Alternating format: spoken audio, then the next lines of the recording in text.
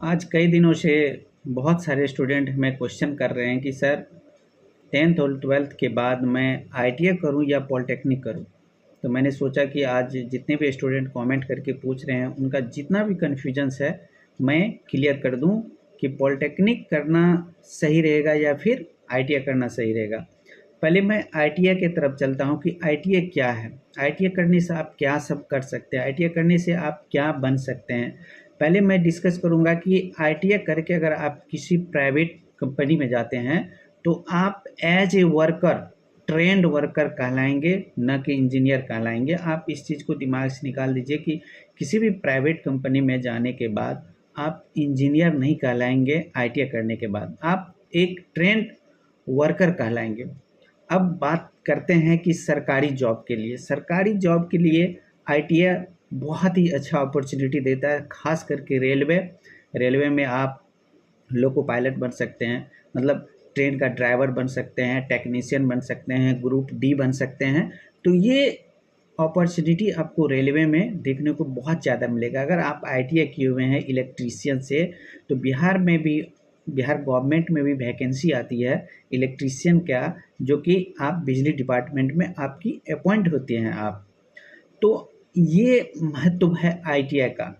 अब हम लोग चर्चा करते हैं, ये चीज़ दिमाग से निकाल दीजिए कि आईटीआई करने के बाद आप अगर किसी प्राइवेट कंपनी में जॉब करने जाते हैं तो आप इंजीनियर नहीं कहलाएंगे, क्योंकि आप, वो ट्रेनिंग है, इंडस्ट्रियल ट्रेनिंग जो होता है ना, वो आईटीआई आपको ट्रेंड वर्कर बनाएगा, ना कि इंजीनियर बनाएगा। अब हम लोग चलते हैं पॉलिटेक्निक पे। अगर आप पॉलिटेक्निक करते हैं तो आप चाहे वो कंपनी में जाइए। सबसे पहले कंपनी की बात कर लेता हूँ कि कंपनी में जाने के बाद आप इंजीनियर ज़रूर कहलाएंगे।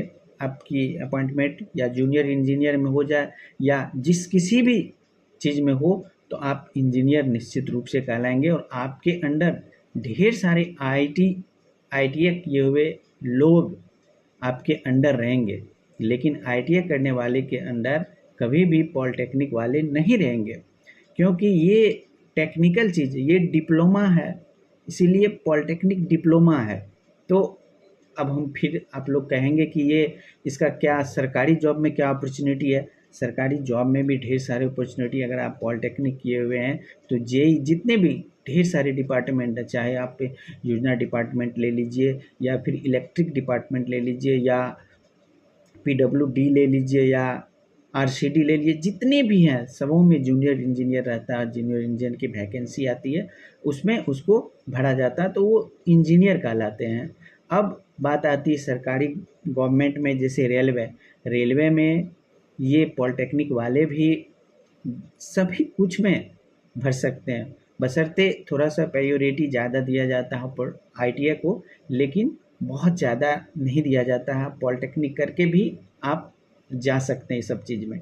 तो आप डिसाइड करिए कि हमको पॉलिटेक्निक करना है या फिर आईटीआई करना है।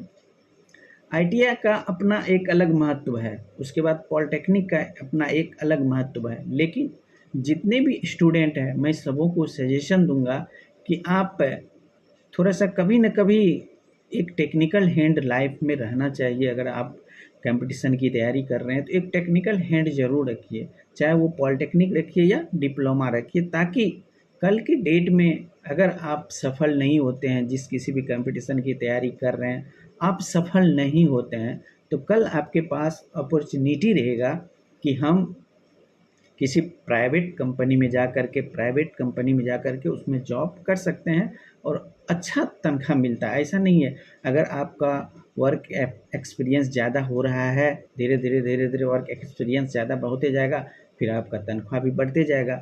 इसीलिए एक टेक्निकल हैंड होना चाहिए, और ख़ास करके टेक्निकल हैंड से आप रेलवे में, उसमें जितनी भी वैकेंसी आती है तो उसमें आपका जो सिलेक्शन होता है ना, वो थोड़ा आसान हो जाता है, क्योंकि आपके पास टेक्निकल हैंड है और आप टेक्निकल स्टूडेंट के साथ आपका फाइट होगा, न कि सभी जनरल स्टूडेंट के साथ आपका फाइट होगा। तो जब आपका फाइट डिप्लोमा वाले और आईटीआई वाले के साथ होगा, तो निश्चित रूप से डिप्लोमा और आईटीआई लोग जो किए हुए होंगे तो बहुत कम होंगे, जिसके वजह से आपका फाइट उतना ही आदमी से होगा जो कि किए हुए हैं। लेकिन अगर आप नहीं किए हुए रहेंगे तो आपका फाइन पूरे जितने भी जनरल स्टूडेंट है उसके साथ होगा, तो फिर थोड़ी सी दिक्कत आएगी। इसीलिए आप देख लीजिए कि आप पॉलिटेक्निक करना चाह रहे हैं या फिर आईटीआई करना चाह रहे हैं। आईटीआई का ये प्रोफाइल है और पॉलिटेक्निक का ये प्रोफाइल है। अब मोस्टली स्टूडेंट क्या करते हैं, जो आईटीआई किए हुए रहते हैं 2 साल का, आईटीआई जनरली 1 साल का और 2 साल दोनों का होता है। कुछ कुछ ट्रेड 1 साल का भी होता है और कुछ कुछ ट्रेड 2 साल का भी होता है। जैसे कि आप अगर इलेक्ट्रीशियन करते हैं, मशीनिस्ट करते हैं, तो ये सब चीज़ 2 साल का है। अगर आप डीजल मैकेनिक कर रहे हैं तो वो 1 साल का है। तो कुछ ऐसे ट्रेड हैं जिसको आप 1 साल का भी है और 2 साल का भी है। वहीं पे पॉलिटेक्निक 3 साल का होता है। अगर आप 2 साल का आईटीआई किए हुए हैं और आप पॉलिटेक्निक करना चाहते हैं, तो सिर्फ आपको 1 साल ही पॉलिटेक्निक करना पड़ेगा और आपको पॉलिटेक्निक की डिग्री भी मिल जाएगी। तो मोस्टली स्टूडेंट क्या करते हैं कि आईटीआई के बाद सोचते हैं कि पॉलिटेक्निक भी कर लें, मेरे पास ये अपॉर्चुनिटी है तो मैं क्यों नहीं लूँ। इसीलिए अब आप डिसाइड करिए कि हमें पॉलिटेक्निक करना है या फिर आईटीआई करना है।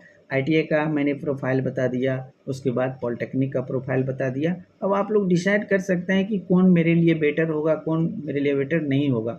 अगर आप कंपटीशन से आते हैं आईटीआई दे करके आईटीआई को, तो फिर आपका जो एडमिशन अगर किसी गवर्नमेंट कॉलेज में होती है, तो गवर्नमेंट कॉलेज में आपका फ़ी बहुत कम लगता है।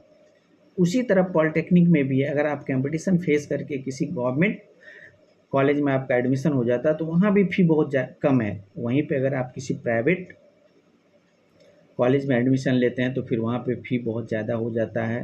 फिर पॉलिटेक्निक में भी वही बात हो जाती है। इसीलिए कोशिश करिए कि मैं कंपटीशन के मार्फत और माध्यम से वो दोनों में से कोई अगर एक फेस करना है तो करिए, चूँकि आपको फिर फ़ी भी बहुत कम लगेगा और आपका वो जो एक्सपीरियंस है एग्ज़ाम का वो भी आपका बढ़ जाएगा।